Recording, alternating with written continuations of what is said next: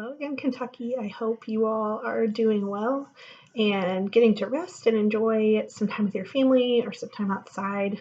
Maybe not later today because I know it's supposed to storm a lot, but I'm back again for us to read chapter 2 of Charlotte's Web and find out what's happening with Fern and her pig Wilbur.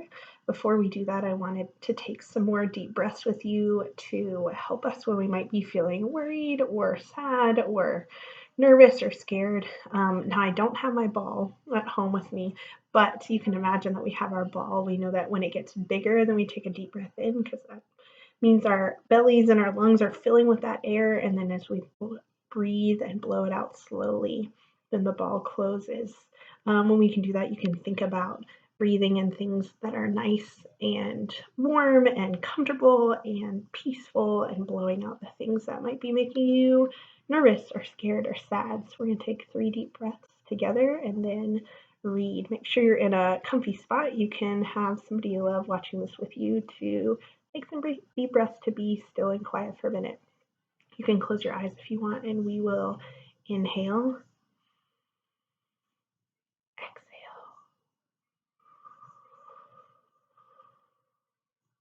inhale, exhale.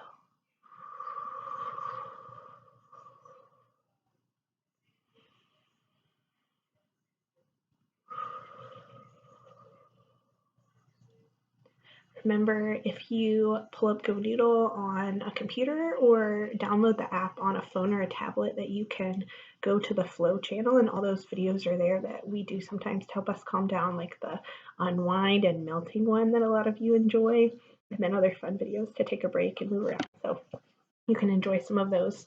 Here we are today, though, with chapter 2 of Charlotte's Web. If you didn't read chapter 1, go listen to that so that you'll know what's going on. And chapter 2 is called Wilbur, so we get to learn more about him. Maybe he'll join us for the video tomorrow. Chapter 2.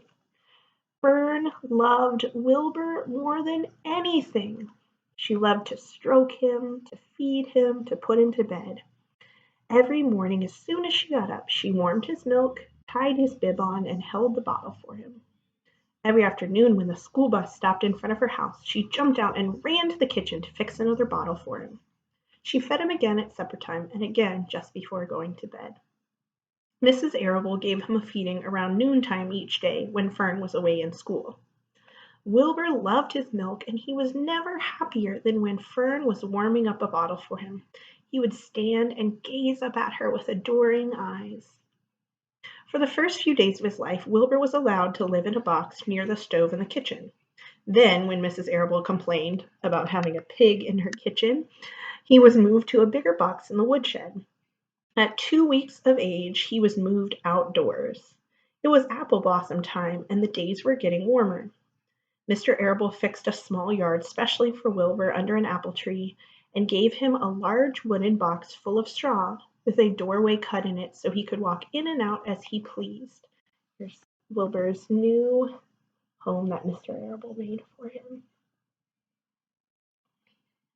"Won't he be cold at night?" asked Fern. "No," said her father. "You watch and see what he does." Carrying a bottle of milk, Fern sat down under the apple tree inside the yard. Wilbur ran to her, and she held the bottle for him while he sucked. When he had finished the last drop, he grunted and walked sleepily into the box. Fern peered through the door. Wilbur was poking the straw with his snout. In a short time he had dug a tunnel in the straw. He crawled into the tunnel and disappeared from sight, completely covered with straw. Fern was enchanted. It relieved her mind to know that her baby would sleep covered up and would stay warm.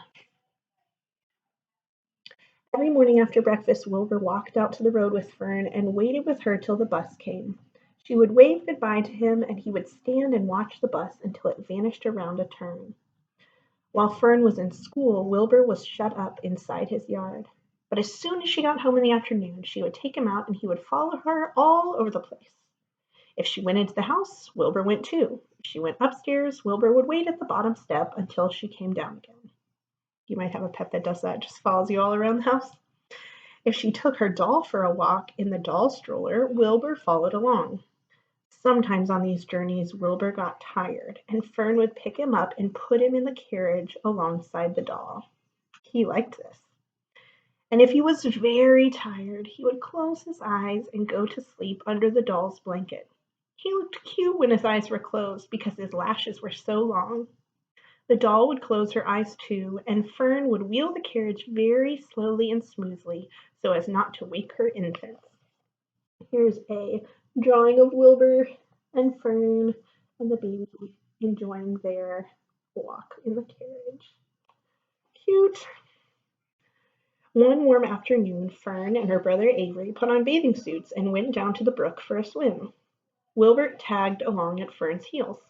When she waded into the brook, Wilbur waded in with her. He found the water quite cold, too cold for his liking. So while the children swam and played and splashed water at each other, Wilbur amused himself in the mud along the edge of the brook, where it was warm and moist and delightfully sticky and oozy. Every day was a happy day, and every night was peaceful. Wilbur was what farmers call a spring pig, which simply means he was born in springtime. When he was 5 weeks old, Mr. Arable said he was now big enough to sell and he would have to be sold. Fern broke down and wept, but her father was firm about it. Wilbur's appetite has increased. He was beginning to eat scraps of food in addition to milk. Mr. Arable was not willing to provide for him any longer. He had already sold Wilbur's 10 brothers and sisters. He's got to go, Fern, he said. You've had your fun raising a baby pig, but Wilbur is not a baby any longer, and he has got to be sold. Call up the Zuckermans, suggested Mrs. Arable to Fern. Your Uncle Homer sometimes raises a pig, and if Wilbur goes there to live, you can walk down the road and visit him as often as you like. How much money should I ask for him? Fern wanted to know. Well, said your father, he's a runt. Tell your Uncle Homer you've got a pig you'll sell for $6 and see what he says. It was soon arranged. Fern called and got her Aunt Edith, and her Aunt Edith hollered for Uncle Omer, and Uncle Omer came in from the barn and talked to Fern. When he heard the price was only $6, he said he would buy the pig. Next day, Wilbur was taken from his home under the apple tree and went to live in a manure pile in the cellar of the Zuckerman's barn.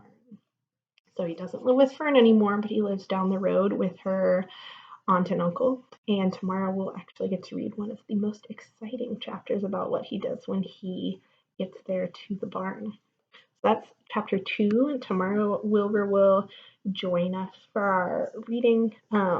Hope you enjoyed it. I love you, and I'll look forward to seeing you soon.